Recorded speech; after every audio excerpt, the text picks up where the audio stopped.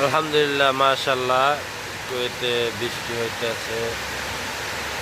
এটা এই বছরের প্রথম আজকে অনেক বৃষ্টি হইতেছে, খুব সকাল সকাল।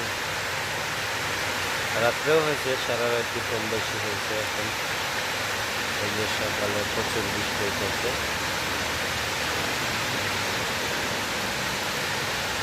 অনেক বৃষ্টি, অনেক বৃষ্টি হচ্ছে।